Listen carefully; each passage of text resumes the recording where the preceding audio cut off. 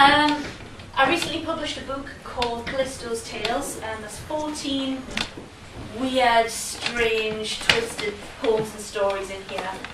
It's currently on sale for £3.99, and I've got copies on me tonight. If anybody likes what I do tonight, please come up and buy a copy of me and I'll even sign it for you.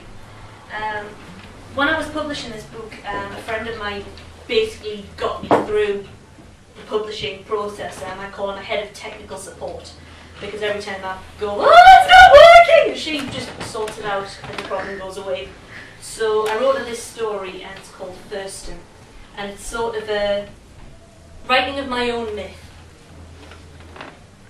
Wander far enough off the beaten path, and you'll find the hamlet of Firston, a quaint, simple place surrounded by dense, lush forest.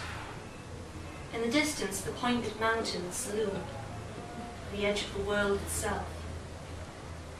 Just looking at it sends your skin prickling and your mind reeling. It's like thinking about the amount of stars in the sky or the grains of sand on the beach. But for now, you can forget about the basin and enjoy this village that your travels have led you to. Children run laughing from house to house while old men sit on their porches and smoke pipes. The odd horse wickers in a field. Picturesque is the word that usually comes to mind. Perhaps you'll remark to one villager or another that you're surprised that you haven't heard of Firston before. It seems like the perfect place to visit. You'll be met with a startled glance covered up by a cough. You'll be told in a vague manner that Firston doesn't associate with the outside world. Maybe you'll press the matter, in fact. I know you will, you seem like an inquisitive fellow. And after a while you'll find yourself on the porch of a bearded old gentleman listening. He'll take a deep draw on his pipe as if steeling himself, and his gaze will rest on the mountains beyond as he tells you a tale. When people first settled here, they thought they'd found the perfect place to make a life for themselves, maybe even establish a trade. With all these trees, they could sell the lumber or till the fertile land, so houses were built, workshops started, families made. It seemed perfect for a few months. Then the farmers and woodcutters and hunters started telling tales of something in the woods around Firston. Weird noises in the dark, like snapping of bone. Footprints not made by any deer or rabbit or even a wolf. The feeling of being watched. Even though these young men weren't known to lie, the villagers laughed these tales off as figments of tired eyes or overactive imaginations. That is, until one black, rain-swept night, when the creature strayed into the boundaries of Firston. It looked like nothing more than a gigantic ant. Its body was the colour of slate made slick by the rain. Its eyes were huge and dark, betraying no fear, and its head tapered into two jagged jaws the length of a man's hand. Human and creature stared at one another for one terrible, shocked second.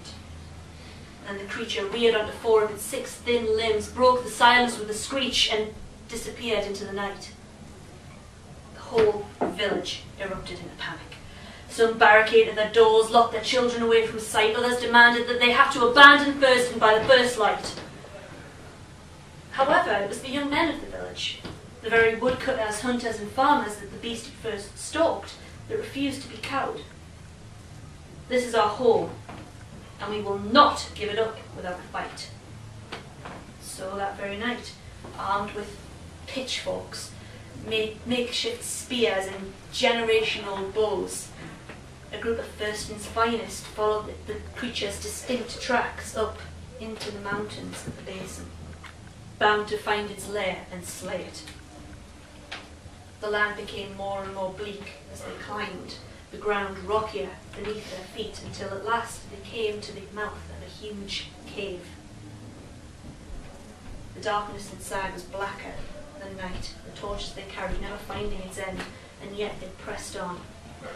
Through the narrow, low passages they went down, steep slopes further into the earth, until finally the tunnel opened up into a huge valley.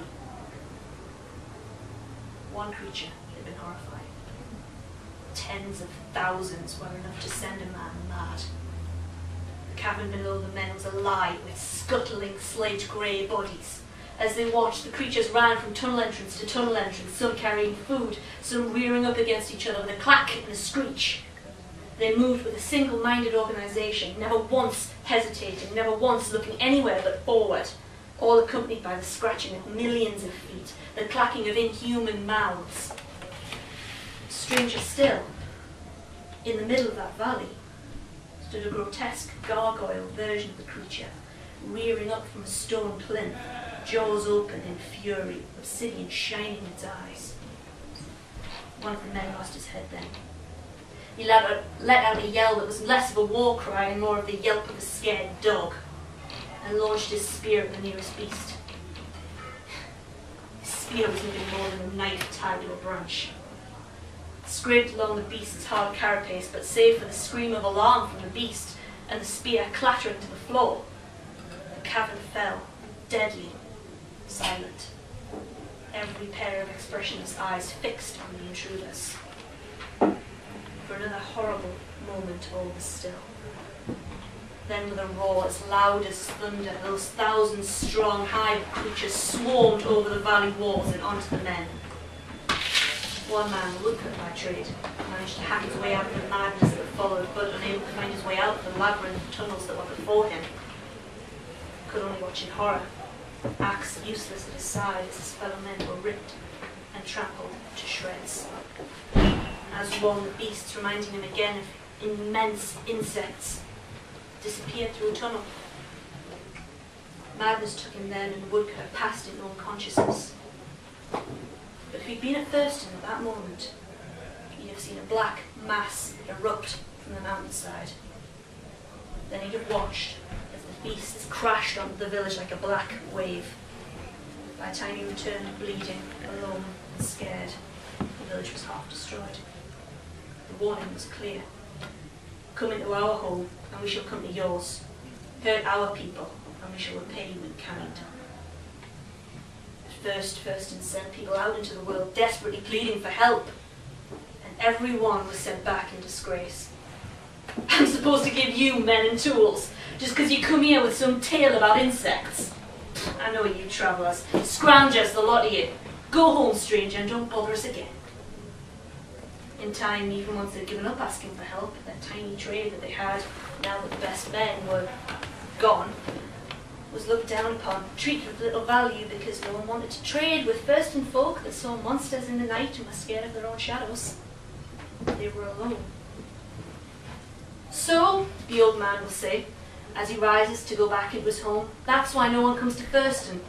We're trapped here, but we won't push our luck. The life we lead is simple but safe. As you begin to congratulate the man on an afternoon well spent hearing his tales, and you reassure yourself that it's not true, not really, you catch sight of a broken, rusted axe leaning against a wall, and, almost as if he wanted you to see, stretching his arms out that way, a huge, cruel scar running along the underside of one arm. You leave Firston that very night, forever looking back over your shoulder at those desolate, looming mountains. Thank you.